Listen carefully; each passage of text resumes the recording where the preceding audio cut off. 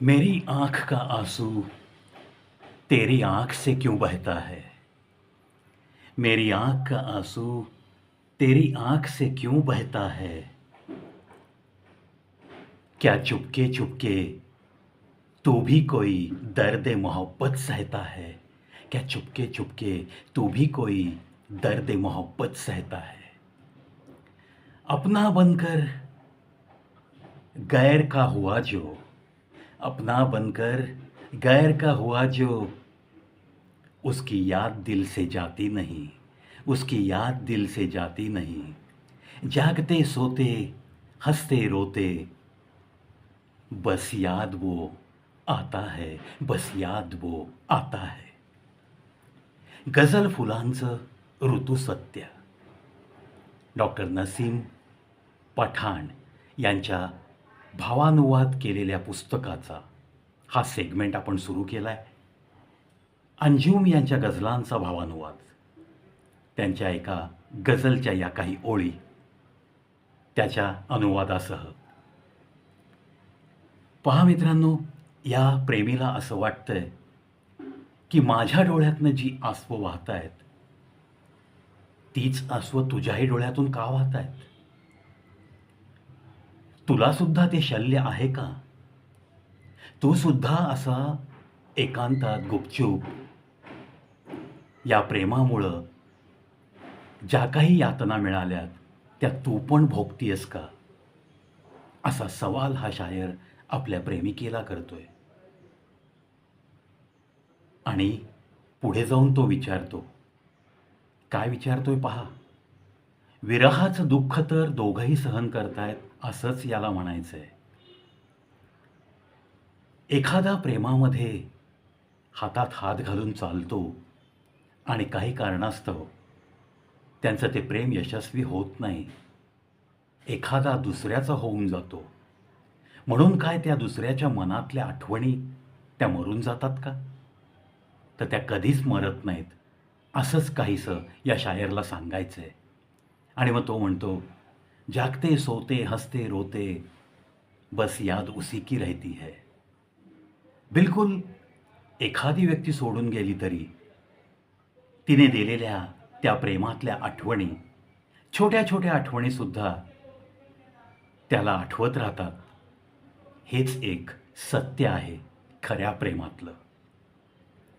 मित्रांनो, अतिशय हळूवारपणे या प्रेमातल्या गोष्टी व्यक्त केल्यात अंजुम साहेबांनी, आणि तितक्याच हळूवारपणे योग्य त्या मराठी शब्दात त्यांच्या गझलांचा हा भावानुवाद केलेलं पुस्तक गझल फुलांचं ऋतुसत्य नक्कीच बाजारात उपलब्ध असेल तर ते तुम्ही नक्की आणावं आणि या गझलांचा आस्वाद आयुष्यभर घेत राहावा.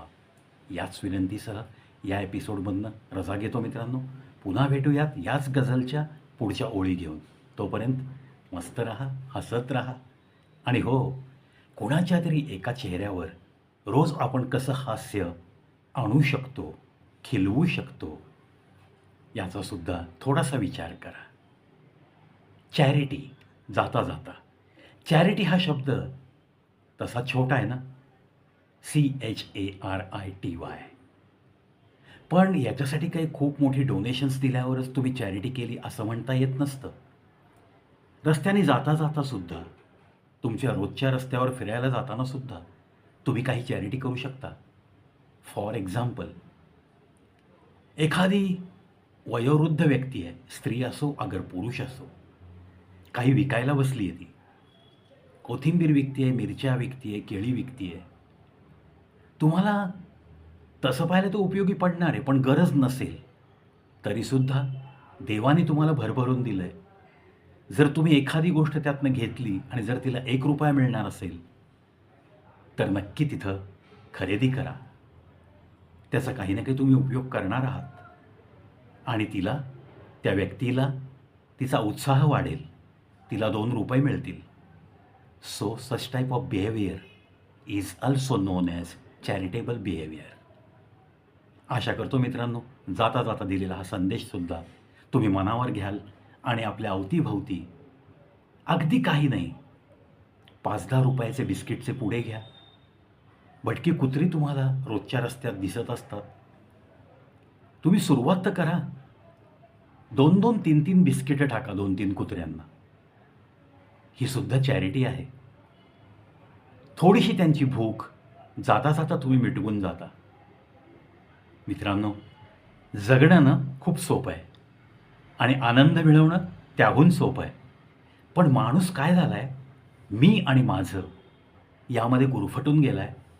त्यामुळं तो रस्त्याने जाताना सुद्धा घोड्याला जसं डोळ्याला बांधलेली असतात ना झापडं, तशी झापडं नसताना सुद्धा झापडं असल्यासारखा तो वावरतो आणि मस्त स्वतःमध्ये मशगूल राहतोय.